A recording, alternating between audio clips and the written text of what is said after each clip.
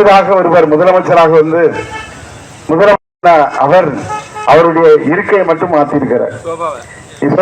Sofa model ஆட்சியில அவர் உட்கார்ந்து இருக்கை மட்டும் மாத்திருக்கார். ஏற்கனவே நம்ம தலைவர் முதலமைச்சராக இருக்கப்போ பாரம்பரிய வழக்கப்படி ஒரு அரசு அதிகாரிகள் அவருடைய இருக்கை என்ன வழங்கினாங்களோ அதைத்தான் பயன்படுத்தினார். ஆனால் இவர் சொகுசு வாழ்க்கைக்கு சொந்தக்காரர்.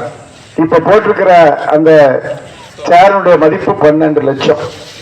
அவர் போற காரு 10 கோடி ரூபாய்.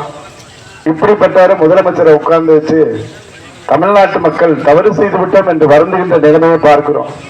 செல்ற இடமெல்லாம் எனக்கு நன்றி சொல்ற போற இடத்துல ரொம்ப வேதனையான ஒரு செய்தி என்னன்னா, தலைவர் நம்ம தலைவர் முதலமைச்சரா இருக்கப்போ கலைஞரின் கனவு இல்ல வீடு வருஷத்துக்கு 1 லட்சம் வீடு 3,05,500 கோடி ரூபாயில கட்டி அதற்கான ஆணைகள் கொடுத்து வேலைகள் நடந்தாங்க. இப்ப கடைசியா நம்ம முதலமைச்சர் 1 லட்சம் வீடுகளுக்கு 3,500 கோடி ஒதுக்கீடு செய்து வீடுகள் வழங்கினார். நம்ம புதுக்கோட்டை மாவட்டத்துக்கு 3,500 வீடு, அதுல 2,500 வீடுக்கு அதாவது ஆர்டர் கொடுத்து வேலை ஆரம்பிச்சிட்டாங்க. 1000 வீடுக்கு அவங்க வீட்டு பட்டா பல சிக்கல் இருந்ததெல்லாம் சரி பண்ணி 1000 வீட்டுக்கு அதுக்கான ஆணைகள்லாம் தயார் செய்யப்பட்டது.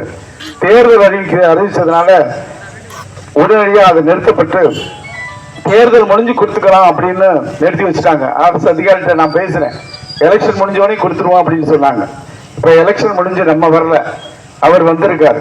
வந்தவர் என்ன பண்ணிருக்கணும், ஏற்கனவே கொடுத்த திட்டம் அதாவது சட்டமன்றத்தில் நிதி ஒதுக்கீடு செய்து அதுல பயனாளிகள் தேர்வு செய்யப்பட்டு அவர்களுக்கு அந்த வீட்டுகளுடைய ஆணைகள் வழங்குவதற்கு கூட இந்த அரசுக்கு மனச்சாட்சி இல்லை. செயல்பீடாக ஒருவர் முதலமைச்சராக வந்து ஏற்கனவே நம்ம தலைவர் முதலமைச்சராக இருக்கப்போ பாரம்பரிய வழக்கப்படி ஒரு அரசு அதிகாரிகள் அவருடைய இருக்கை என்ன வழங்கினாங்களோ அதைத்தான் பயன்படுத்தினார். ஆனால் இவர் சொகுசு வாழ்க்கைக்கு சொந்தக்காரர். இப்ப போட்டிருக்கிற அந்த சேருடைய